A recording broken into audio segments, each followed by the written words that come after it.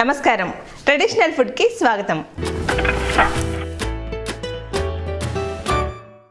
సాంప్రదాయమైన వంటకాల్లో ఇవాళ రొయ్యల పొడి చేసి చూపించబోతున్నాను. వాటికి కావాల్సిన పదార్థాలు ఏంటో ఒకసారి చూద్దాం. రొయ్యల పొడికి కావాల్సిన పదార్థాలు: ఎండు రొయ్యలు, ఎండుమిర్చి, కరివేపాకు, ఉప్పు, చింతపండు, వెల్లుల్లిపాయలు, కారం, జీలకర్ర, మిరియాలు.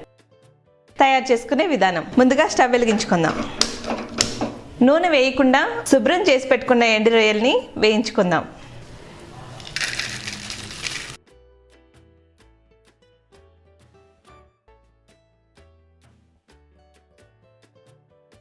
ఎండు రొయ్యలు వేగాయండి, వీటిని ఒక బౌల్లోకి తీసేసుకుందాం.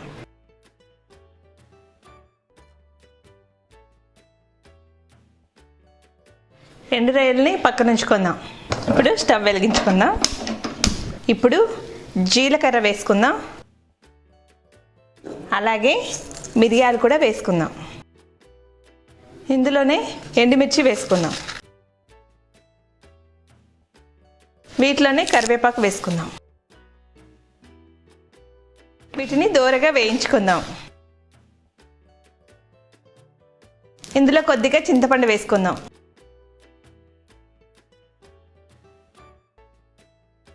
దీన్ని కూడా బాగా వేయించుకుందాం. వీటిని ఒక బౌల్లోకి తీసేసుకుందాం. ఇవన్నీ నూనె లేకుండానే వేయించుకోవాలండి. వీటిని పక్కన ఉంచుకుందాం. ఇప్పుడు రొయ్యల పొడి తయారు చేసుకుందాం. వేయించి పెట్టుకున్న ఎండుమిర్చి, జీలకర్ర, కరివేపాకు, చింతపండును పొడి చేసుకుందాం. అలాగే వెల్లుల్లిపాయలు కూడా వేసుకుందాం. వీటిని బాగా దంచుకుందాం. ఇది ఇలా దంచుకున్నాక ముందుగా వేయించి పెట్టుకున్న ఎండు రొయ్యలు కూడా ఇందులో వేసేయాలి.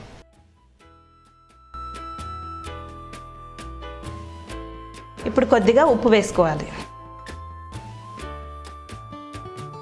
అలాగే కొంచెం కారం వేసుకుందాం.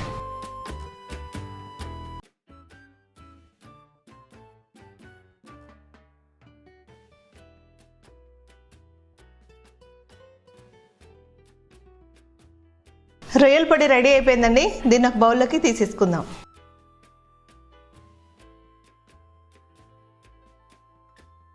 రొయ్యల పొడి రెడీ అయిపోయింది. ఎలా ఉందో అన్నంతో టేస్ట్ చేసి చెప్తాను.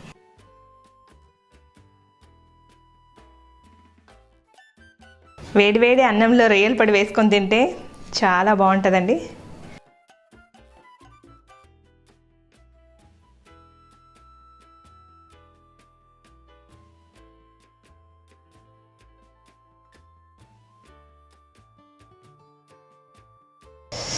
రొయ్యల పొడి చాలా అంటే చాలా బాగుందండి.